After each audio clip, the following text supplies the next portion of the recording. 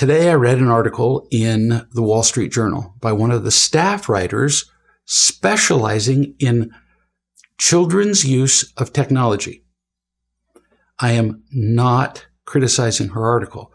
I am using it as a very good reflection and distillation of society's present views on children and phones. She has her pulse directly on what kids, parents, therapists, and scientists are saying about children and phones. So I'm kind of using her article to have a discussion with her in absentia. The author says that many parents are considering getting phones for their kids, and, quote, a handful of parenting questions come to mind. First, what is the appropriate age for children to get a phone? End quote. Well, immediately she begins with the wrong question. The real question is, should a parent ever get a phone for a child? Her question accepts the false premise that children need a phone. That's just accepted right off. Children absolutely must have a phone. In fact, they have a divine right to a phone. This question, her question, is like asking, what is the appropriate age for children to start smoking or drinking in the home? I'm not exaggerating, because the negative effects of phones are more damaging in the short term than smoking. A kid can smoke for the first year of their life and see no health effects at all. And the effects long-term of using phones are steadily proving to be worse than smoking. Smoking just kills you. Whereas the use of phones can leave you alive, but emotionally and spiritually dead. Far worse. Much more pain involved. Being dead, no pain. In all the history of the world, nothing has promoted change faster than the internet, and the availability, in addition, of the internet in everybody's hand.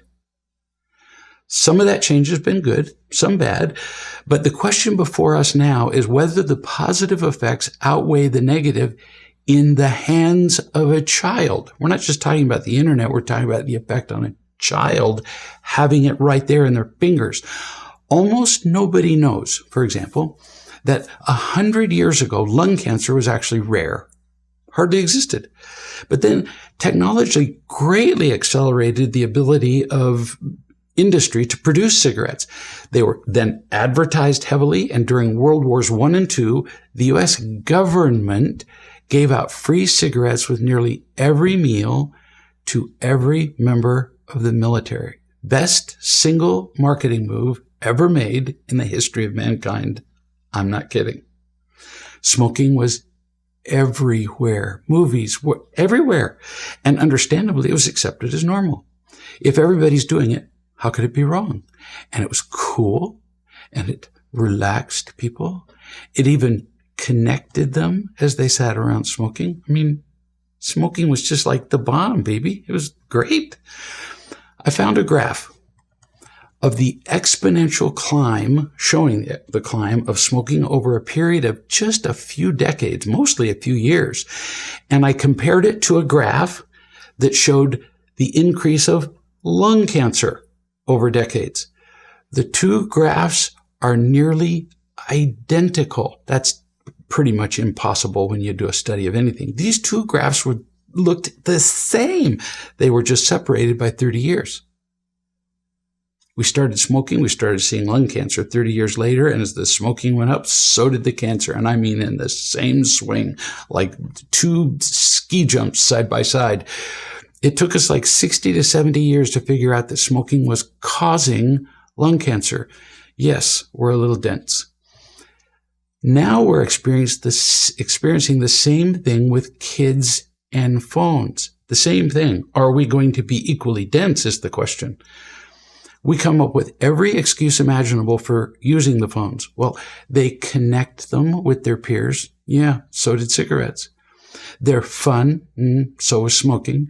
Everybody is using them. Yep. Cigarettes. They're very cool. Smoking. And just as with cigarettes, almost no parents are appreciating how quickly the negative consequences are building, exploding actually, as a direct result of phone use.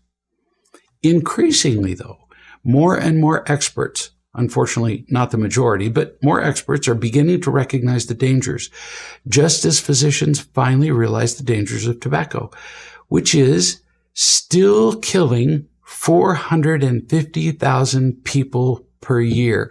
We're not exactly quick to observe the consequences of our behavior, would you say? We all went nuts in 2020 when COVID-19 killed 375,000 people in the United States that year. We were all there. We saw it. But in that same year, tobacco killed more, and killed more the year before when COVID didn't, and will kill more in 2021 and the year after. Our response to tobacco, who cares? Just like our response to kids and phones. I'm just pointing out how pretty dense we can be. So what are experts now seeing with kids and phones? What am I observing in my interactions with parents and kids every day?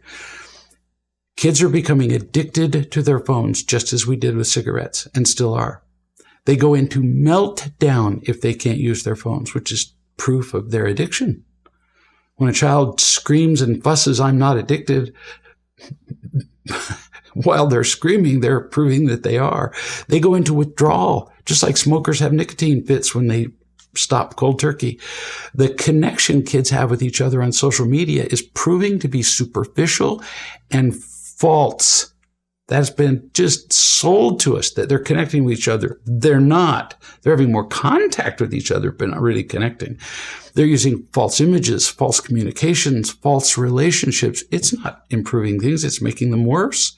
Social media is forcing children to compare themselves to each other and to ideals of appearance and behavior that are either fabricated or impossible, or both. Kids are focusing on their phones instead of their parents and other people. They're becoming crippled when it comes to real life interactions. They're becoming less able to function in the workplace according to them and their bosses. And these are controlled studies. More and more of them stay home and don't bother to get jobs in the first place. Phones have become a virtual world where they live, isolating them from real life entirely. They think about their phones and what they do on their phones even when they're not on them. They're becoming defined by their phones and what they do with them. This is just a partial list. This is what just rolled out of my head without any effort or attempt to organize it in any particular way. Is it really this bad? Yes, it is. And yet, we're still asking questions like, at what age should a child have a phone? At what age should I introduce my child to smoking? Yeah, we're really that blind. Then everybody is surprised when a child is defiant, failing in school, constantly anxious, on medication, gets pregnant, has ADHD, becomes depressed, is cutting, addicted to phones, gaming, pornography, alcohol, drugs, and more. And we're surprised. How did this happen? Well, the internet isn't the entire problem, but wow, is it making it worse faster. As parents, we actually have the gall to be surprised when these common problem behaviors arise. Staggering that we could dare to be surprised. I'm here to declare, state unequivocally, and plead with people to see that we have no justification for surprise. Our children's pain has been building for years, and they've been screaming their pain, so we hand them a phone. Now they have access to electronic devices that give them immediate relief from their pain. And they're designed to keep them pacified and keep them using. So they treat their pain in ways that appear to keep them quiet. And mostly, this is the biggest tragedy of all. We're pretty okay with that as parents. We're actually thrilled. After all, they're not making too much noise and trouble for us, and they're not robbing banks or shooting people, so we're okay with that. Our standard for parental guidance has become low enough to snakes crawl over it after a heavy meal. We just don't have any parental standards anymore. Is my child in jail? Is my child robbed a bank? Oh, then things are okay. Surely no parent would watch an 8-year-old child begin to smoke cigarettes, for example, without warning the child of the severe risks of that behavior. Unthinkable.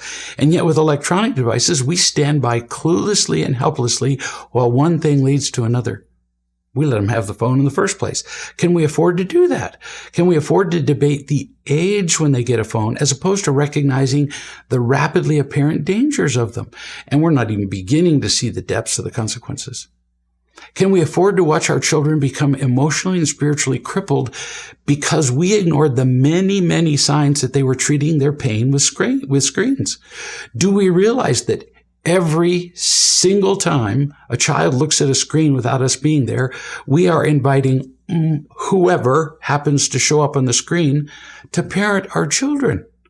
And I promise you that these teachers, because they're teaching whether they're appointed to be teachers or not, these surrogate parents who are their peers, video games, porn sites, social media, adult predators, marketers of everything you could think of, and complete strangers, these teachers are not interested in helping our children to feel loved or be loving or be responsible, the things that make them happy. The author of the journal article continues, are we getting the phone for the kids or because we feel a desire to always stay connected to them? How do we value their social pressures to own one? She's missed entirely the real reason parents give children phones. After hundreds of conversations on this subject, I can tell you the real reason. The parents are terrified of the disapproval of their children if they don't give them a phone. I've watched parents just nearly cry at the thought of not giving their child a phone or of removing the phone. The parents are scared to death because the children whine and cry and get angry and scowl at their parents as though they were cruel, totalitarian monsters.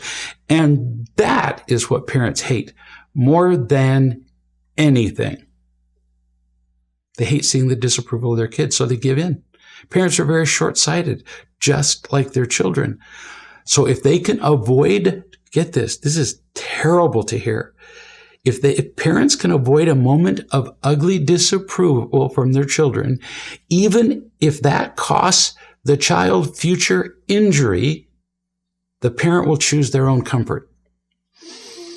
Yikes. But it's true. The author continues, what kind of phones should we get them?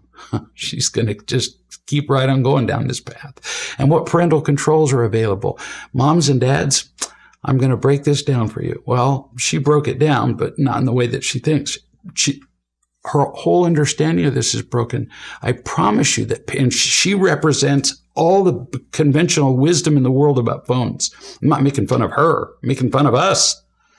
I promise you that parents who are reading this article are all hoping for some real guidance about their children, but they're missing the fact, all of them, that this author doesn't know anything about unconditional love, has never parented a child with unconditional love, never mentions the word love, and will not factor love and genuine happiness into any of her advice. I don't know her. I'm not criticizing her. I am pointing out, and you don't know her name, that leaving real love out of any discussion about children is like talking about crop production without talking about sunshine, rain, and soil. The article in the largest newspaper in the United States, this one, is much like a farmer discussing when to apply fertilizer to corn seeds planted in the middle of the Sahara Desert where there's no soil or water. Kind of a silly discussion, yeah? In fact, if you put fertilizer on seeds by themselves where there's no soil or water, you'll kill them. The article continues. We need to determine the right age. What we know is that there's not a magic age for any that applies to all children who are going to get a smartphone. But by age 11, 53% of kids have their own smartphone. And she quotes an expert in the field. 53%. What the article does not say is that the average age of boys who are beginning a lifelong addiction to porn is now 11. Oddly, the same age that 53% of boys have their own phone. I wonder if there's a connection. It's like wondering if there's a connection between smoking and cancer. Really? The article said that parents can assess their children's phone readiness by asking themselves the following questions. Do they show a sense of responsibility, such as getting their homework done on time? Are they responsible for their things? Do they take care of or damage personal items? Do they already have other devices? Do they keep them charged? Would they be able to resist texting or scrolling in class? All the wrong questions. First, there's no correlation between these questions and the possibility of addiction to screen use. None. These questions are like asking whether a child has a clean room as a criterion for whether he's ready to start smoking in his bedroom. That's how dumb these questions are.